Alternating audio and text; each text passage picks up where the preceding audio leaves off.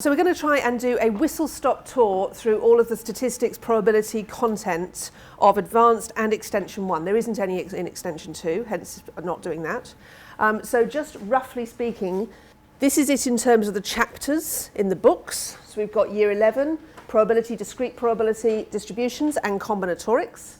And then Chapter 12, we've got Displaying and Interpreting Data, Continuous Probability Distribution. So after we've done Discrete in Year 11, we do Continuous in Year 12. And then finishing off with some binomial distributions. And it's not just as simple as binomial distributions, because of course we've done those sort of in standard. This is actually also doing something called the normal approximation to the sample proportion, which isn't as bad as it sounds, but it sounds pretty horrible. So in terms of syllabus, that's what it looks like. So this is the link between the syllabus and the books. So we've got the same idea, that you've got obviously a very clear link that this chapter is that topic, this chapter is that topic, this is that. There's an extra bit in this, which I'm not going to cover today, which is the binomial theorem. So I'm sort of going to take that as read because we've done that before.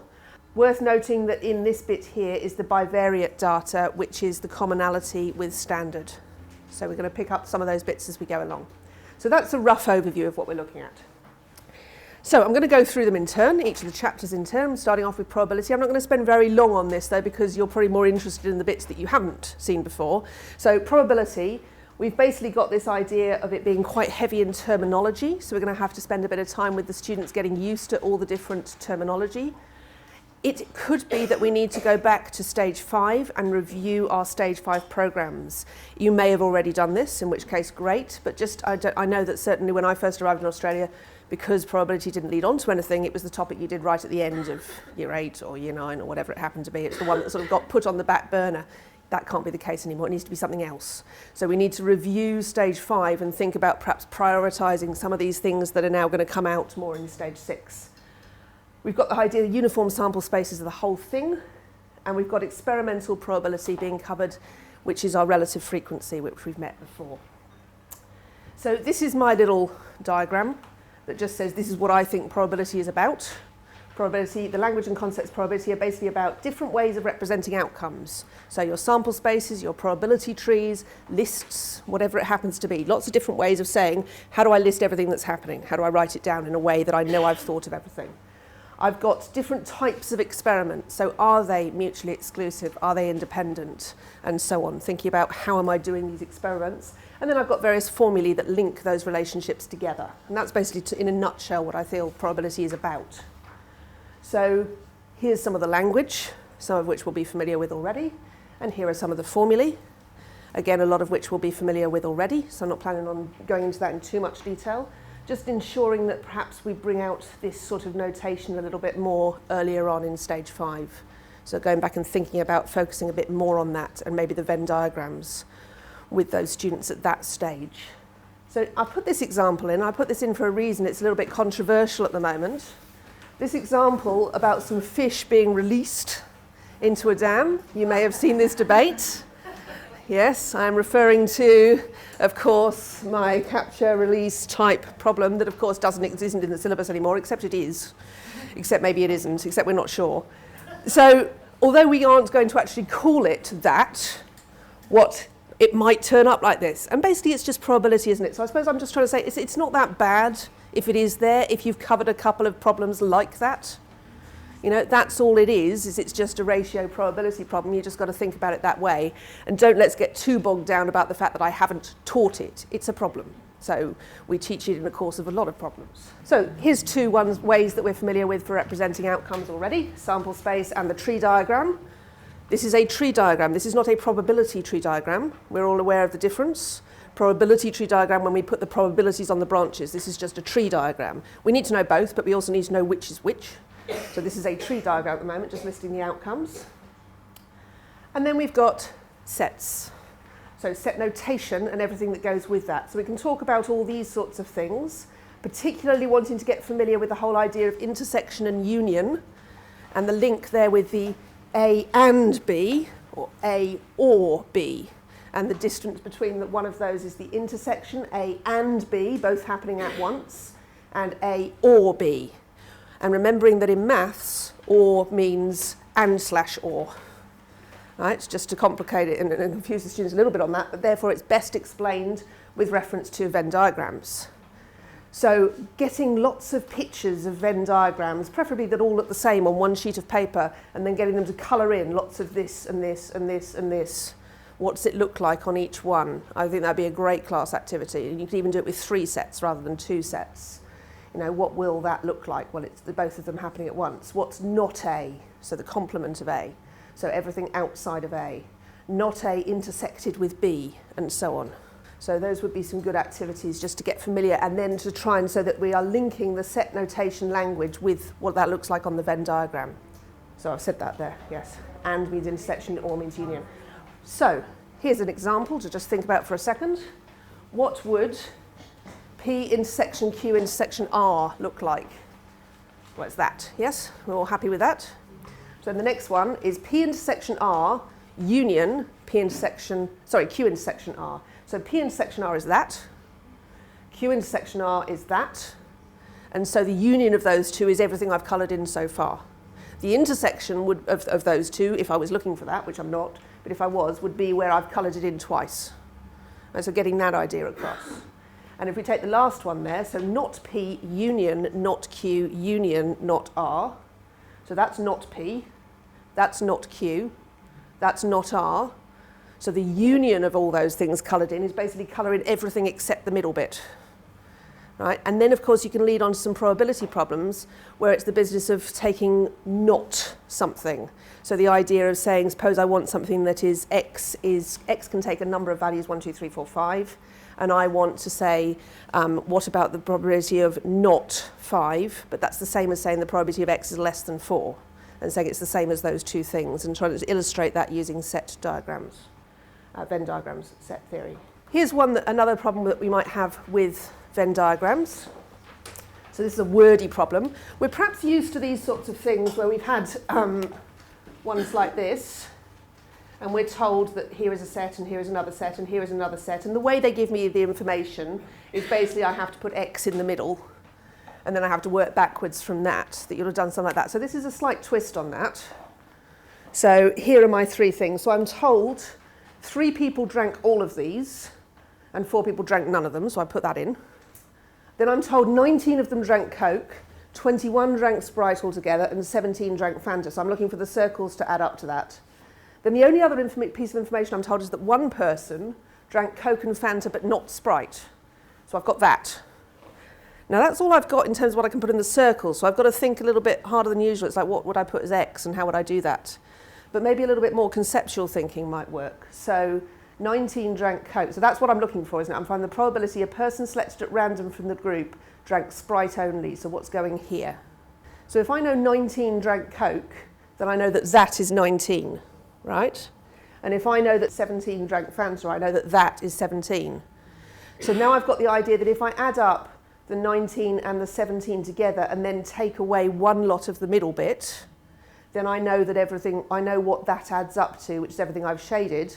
I know that's 4, and so I know what that is because it's all got to add up to 43. Right? So because it's taking this idea, which then goes on to the next bit, which says that if I've got 2 sets like this and I want to know what all of that is, I've got that bit plus that bit, take away this bit. Because otherwise I've added it in once when I add it in this time, and I've added it in again when I add in this time. So I've got to take away one of those lots. So moving on to that next bit then, this is what we're talking about, is the whole idea of if we've got them mutually exclusive, so they're disjoint sets, then all I do is I add them up for getting my P, A or B. But if they are not mutually exclusive like this, then my A union B is adding them up and taking away the intersection. And the word or means and or in both logic and in mathematics.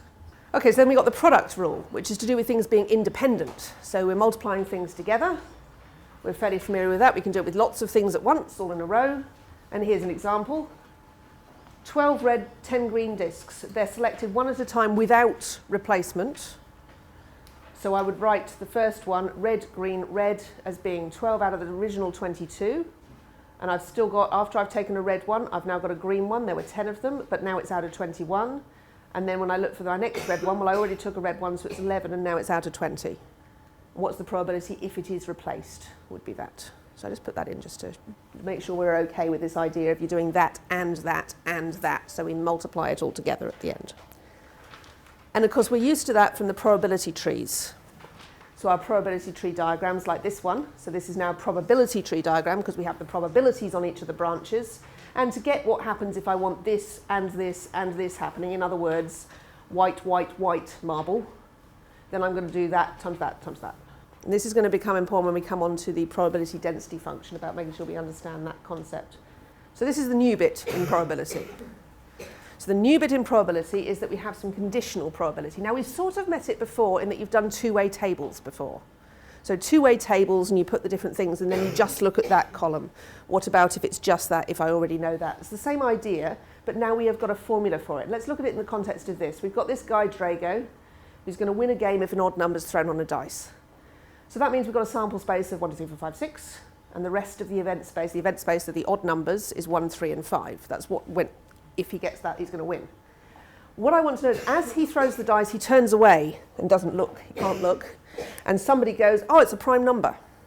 So if we know that it's a prime number, now what is the probability that he wins the game? So knowing that it's a prime number means I've now got a reduced event space and a reduced sample space. If I know it's a prime number, it's only going to be 2, 3, or 5. And the reduced event space is just going to be the 3 and the 5, so now it's 2/3. And putting that in a generalised form then, if I've got two events A and B, the probability of A given B, so given that I know B, which is what that symbol means, so A given that I know B's happened, is the intersection of A and B over B. Now you can do a really great example, this one, if we're familiar with this one up the top here, and have some great in-class discussions on that if you fancy having a complete full-on argument with your Year 11s, because some of them get really upset about it. So you know this one is the idea being that you've got two goats in a car behind the door. If I open one of the doors, then what's the probability? Should I change my mind or not? And that's to do with conditional probability to show it. So have a look, that one up is a good one. Let's look at an example of it then. So here's a conditional probability question. I've got a cricket team. They know that half the games they played in last season, they both won and their star player was playing. And their star player plays in 80% of the games. So what's the probability they're going to win on Saturday if their star player is playing? So the first thing we've got to do is we've got to get this whole business of let's define our variables. So in this case, let's define what our events are going to be. So event A is going to be that we win the game. And event B is going to be that our star player is playing. So that means that the probability of B happening, we know that because he plays in 80% of the games. We're assuming that's continuing. So we've got that's 0.8. The probability of the winning and him playing, we were told that because it said it was 50%, half their games. They won and their player was playing. So that means that the probability of A given B, which refer back to here, that they win the game given that their star player is playing, so we've got that right, it says what we wanted it to, is just 0.5 divided by 0.8. So half of it is about defining what your events are and working out what am I going to call this event, what am I going to call this event, and then we apply the formulae. Right, so the new bit, discrete probability distributions. So this is year 11, new, advanced. Basically, it's another way of listing the outcomes. So we've already got sample space, we've got probability tree diagrams. It's another way of talking about the outcomes of what's happening in an experiment. We've got an expected value that we can work out on it, and variance and standard deviation. So we're making a link there from doing that beforehand in terms of finding a mean from a group table and finding standard deviation variance. So that is something you might want to look back and reprioritise in your stage 5. This is a bit of an issue. There's no accepted conventions, and some of the information we're getting is a little bit muddled, especially in terms of some of the variables. I'll talk in a minute about big X and little x. So some of that, we have spent a lot of time looking into that at Cambridge and made sure that we are 100% convinced that what we're doing makes sense and links with the universities and so on and so forth.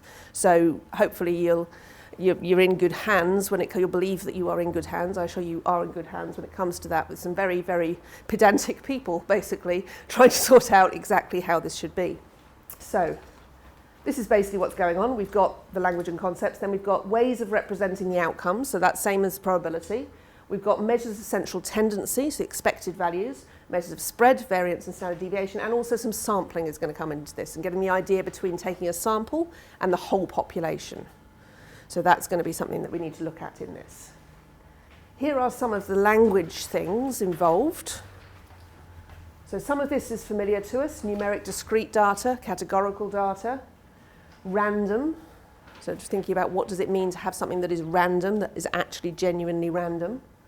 Uniform probability distribution just means all the probabilities are the same.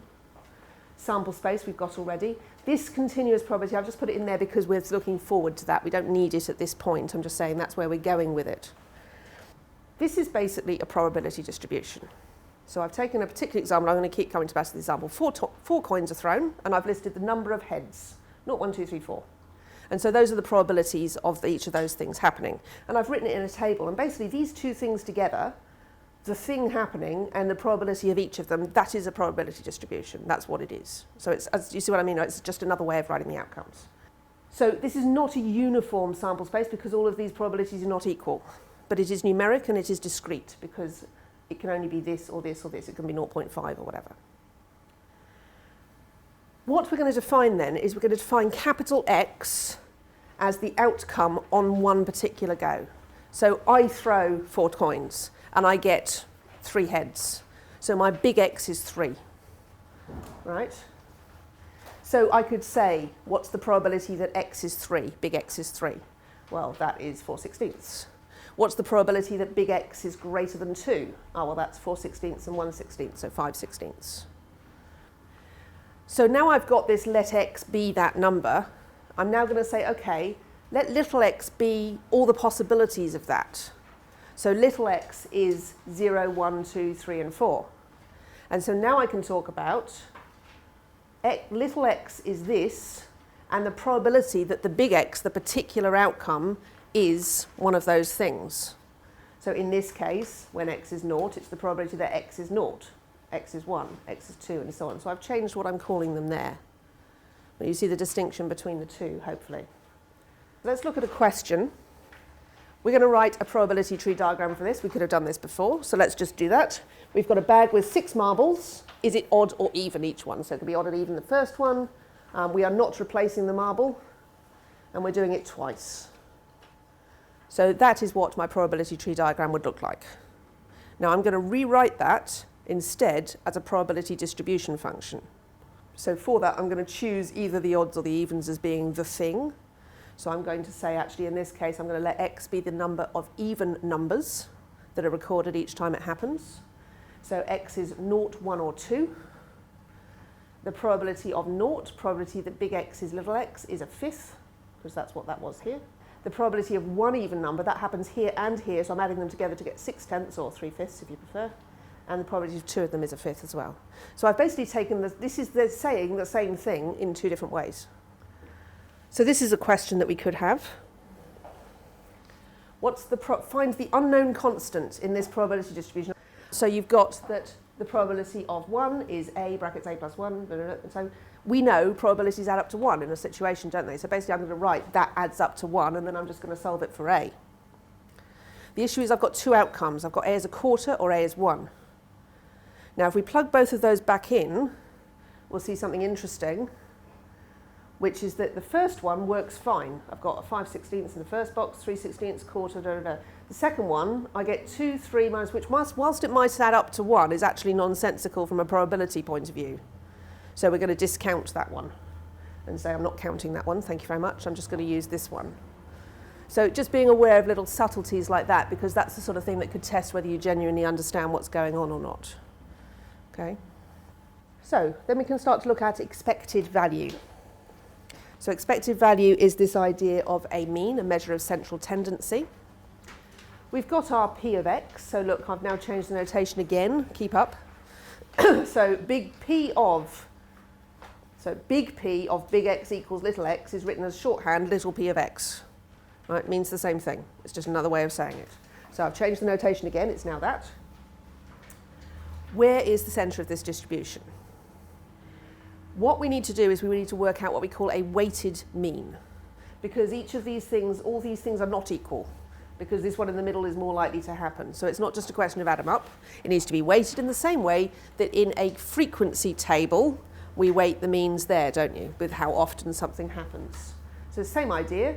And basically, I'm going to multiply them in that way and add them up. So I do this one times this one, plus this one times this one times this one, and so on.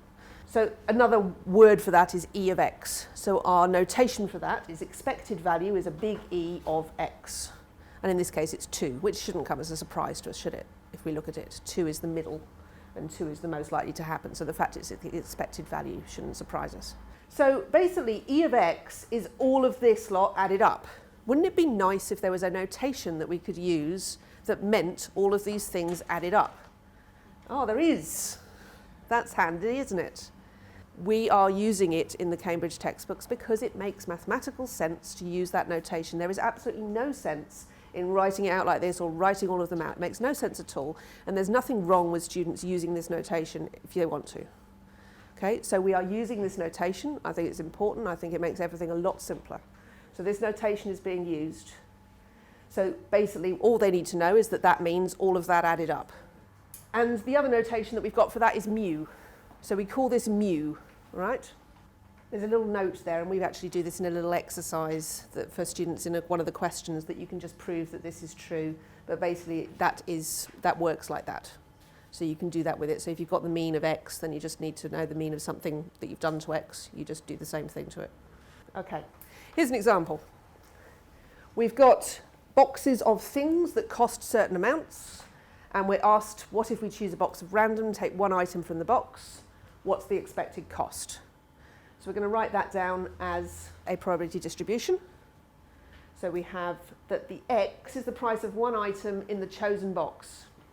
And so the probability of each of those depends on how many boxes there are. So what we're going to do there is we're going to create the xpx row and put these values on. I've gone to decimals, sorry, but I have. And then we're just going to add that up, and that is the expected value. So the expected value of one item, which actually doesn't make any sense when you think about it, does it? You know, so I'm going to take one of these things, and the expected value is that it's 192. Well, really, actually, I'm not expecting that because none of them cost that. So realistically, I'm not. But as a mathematician, I am. And where it becomes useful is in part B. If Fiona and her 99 friends choose to do this, so 100 people are doing this, then actually I've got the expected cost is that times 100. And now that does make sense, because I don't know how they would have made it up, but actually now that makes a lot more sense, because I might expect that we'd spend around that much if I got them to all do it randomly. Variance then, and standard deviation. So we've got our table, back to our table again. Now I've added a column on the right here, and this is quite a useful column to have. The first row here just gives me a quick check that everything's all right and I haven't done anything wrong, because of course I'm expecting it to add up to 1. And if it doesn't add up to 1, then something's wrong. So it's useful to have that one there as a check. And the second row is our mean, our expected value, or our mu, whichever one we happen to be calling it today. So what I'm now putting in here then is this row here, where I've got the difference between the value and the mean. So that is called the deviation from the mean. So this is where the language is coming from. So the deviation from the mean is x minus mu. So the variance is the weighted mean of the squared deviations. And that's how really they should understand it. And it's a little bit of a problem if lower down the school, all they've done is press a button on a calculator. Okay? So whilst it's nice and easy, that it's sort of like, oh, well, you know, we're only year 10, let's just teach them you do this and this and this on the calculator, that's fine. They don't have any understanding of the concept they're dealing with, and then they won't be able to play with that concept and answer more complex questions. So they need to understand what it is. So it's the weighted mean of the squared deviations, where one deviation is the difference between it and the mean. So we work out what they are. Here they are, and this is the weightedness of it. So timesing them all by the probability of them happening. That times that. Right, so we create an extra row here because it makes sense. Then we've got everything in the rows in the table. So the variance is all of the stuff added up. And wouldn't it be nice if there was a quick way of saying that? Oh, there is. Good. Okay. All right. And I'm also calling it sigma squared. So I've got my mu and I've got my sigma squared. Or if you prefer, I've got my E of x and my var of x. And I've got on this table here, this, I don't bother adding this one up because it doesn't do anything useful at the moment, but I've got this one added up as well. Now, just a side note there, that you'll find these formulae we're coming up with also then end up getting applied to continuous, and there's a link there which we'll come on to. So this down the bottom here, there's a nice proof from the textbook. I'm not going to do it now, sorry, but there's a very nice proof from the textbook here that shows that this is the same as this. So a quick way of doing it then is to just add up all the x squareds times by a weighted mean, obviously. So the expected value of the x squared, so the weighted mean of the x squared, take away mu squared. So you could have written your table like this then, with x squared px, and add that up, and then we say that it's going to be that 5 take away 2 squared, which is 4. All right, so going back, remember that we had standard deviation was 1, which is just from that adding up, or it's 5 take away 2 squared, which is 1. So same thing. So we could write it that way. I've written it down there like that. So this is basically a summary of what we've got. And what I would say is that this side is easier to understand where it's coming from in terms of the weighted mean of the deviations. And this side is easier to just work it out. So long as you understand where it's come from and you understand this in the proof of how you get from there to there, then you've got it all. And of course, then we've got the standard deviation, which we haven't spoken about yet. We've only spoken about variance. So the standard deviation is the square root of the variance. Why is the standard deviation better than the variance? Well, because once you've square rooted it again, you've got rid of the fact that you squared it to start with, which means that if I double all the values in the distribution, then the standard deviation doubles. If I multiply it by k, then the standard deviation gets multiplied by k. So it's more reactive to what's going on in the distribution. So it's more useful from that point of view, and people tend to talk about that more.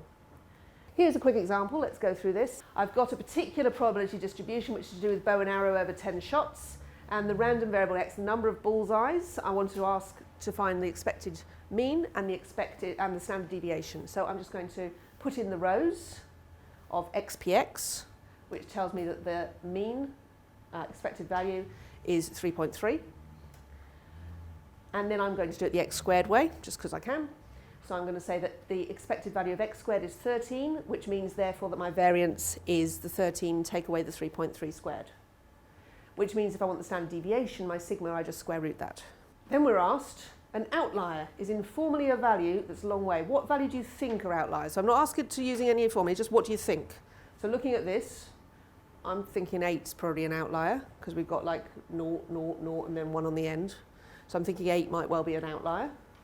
Then it says, okay, there are various ways of defining outliers. Now, in the standard course, of course, you've got everything to do with the interquartile range. This isn't to do with the interquartile range, this is to do with standard deviations. Somebody asked yesterday, they said, well, how do you know which to use? Well, it's to do with the rest of the question. I wouldn't be doing a question where I've just worked out the expected value and the standard deviation and then suddenly switch to the interquartile range. That makes no sense. So it would be to do with the question as to which one you go for. So one such definition is any value 3 or more standard deviations from the mean. So are there any? So let's check. This is the mean. This is the standard deviation, 7.65. So 8 is classified as an outlier in that case. Then, due to poor handwriting, actually I meant it to be a 5, not an 8. Now do it all again. Okay. Right, well, we can do that, can't we? Right, so finishing off on this particular chapter then, we've got sampling. So the idea of the sampling is that we're going to now look at, instead of the theory, we're going to look at doing some experiments or doing simulations, as we like to call them, or trials.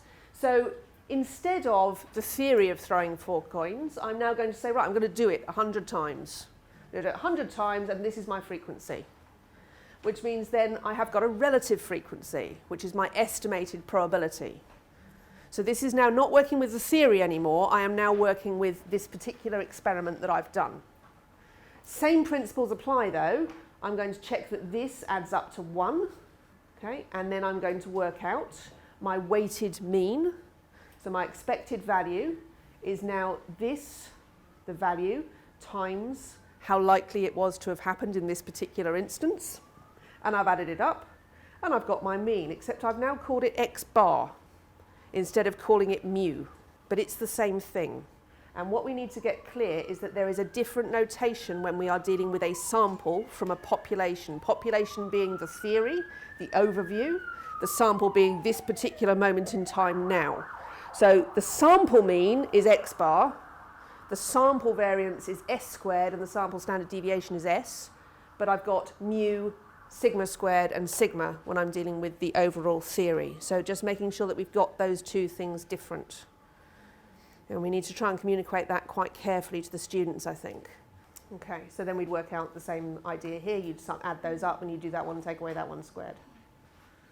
Which I did. Oh, look, there we go. And then you square root it. It's just I'm calling it S instead. I'm not doing this, don't panic. I've put it in there though just to show you the type of things that there are in the books, that actually they do some really good questions towards the end of this chapter where you've got lots of examples with lots of big data and so on, and they even go so far as to then also do it all technology-wise as well and to talk you through that. Because of course you can use technology here, but I think it's also important that they do understand before they start typing it all in. But once they understand, I think that's a very good thing to be doing. I want to talk briefly around this, which then comes up again later, the correction factor. This is a much debated topic in maths.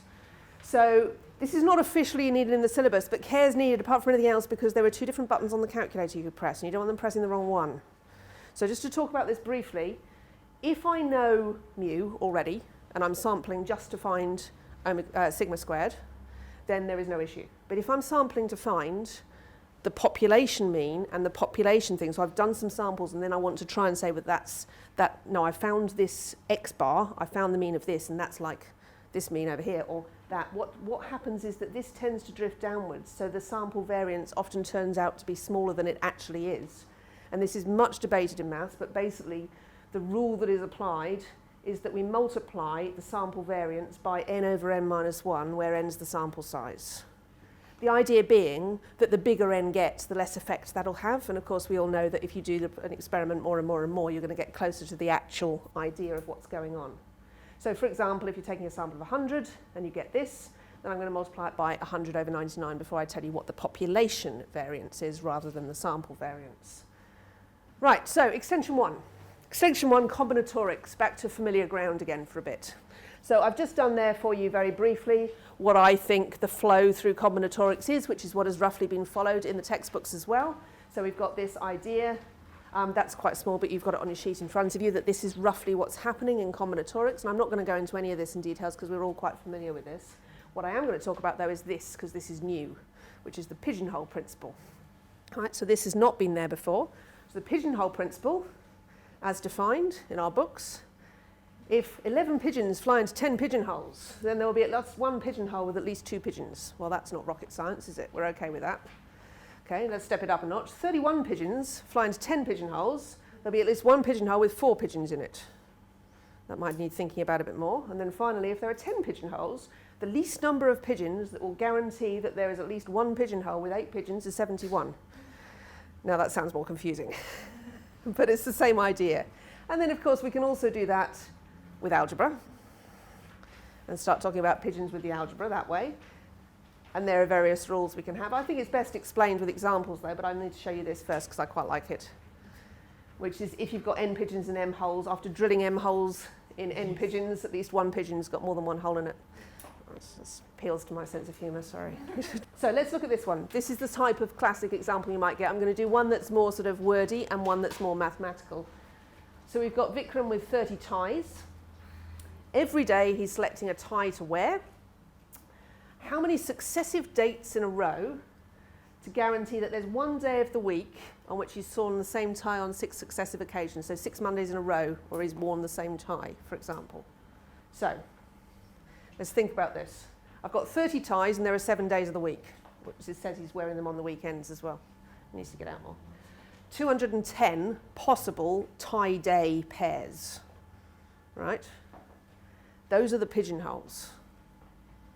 So those are all the options. And what I want is I want to know that in terms of all the dates that I've got, so the dates are my pigeons, if you like, that I'm going to have them all in a row where I'm going into the same pigeonhole. So if I've got 210 lots of 5, because I'm wanting 6, and then I'm going to also add 1 so that I know at least one of those pigeonholes is going to have 6 pigeons in it. So I've got 1,051 dates before I can guarantee that there's one tie-day pair where he's done it 6 times. Not necessarily in a row. I think I was wrong when I said that. Not in a row, just 6 times. Okay? So you can see how it can get quite complicated quite fast. All right, so now let's think about it from a more mathsy perspective. So we're not talking about scenarios and real life, because clearly everyone wants to work out this sort of stuff about their wardrobe. Let's actually look at a maths problem. Can we use the pigeonhole principle to prove 2 powers of 2 that differ by a multiple of 8,479? So what do we need to do? We're going to take 8,480, one more, powers of 2 up to this. So 2 to the 0, 2 to the 1, all the way up to 2 to the 8,479. And I'm going to divide each of those by this number and consider what the remainder would be. So think about that. That means that I've got 8,479 possible remainders. And all I need is for 2 of them to be the same, because if 2 of them are the same, then they must differ by a multiple of 8,479. Think about that from on a smaller number basis. If I divide 10 by 3, I've got remainder 1. If I divide 7 by 3, I've got remainder 1. 7 and 10 differ by 3 because they have the same remainder when I divide by 3. So if I've got 2 numbers which have the same remainder, when I divide by 8,479, they must differ by a multiple of 8,479. So it's using the pigeonhole principle in a slightly different way there. Okay, so that's year 11.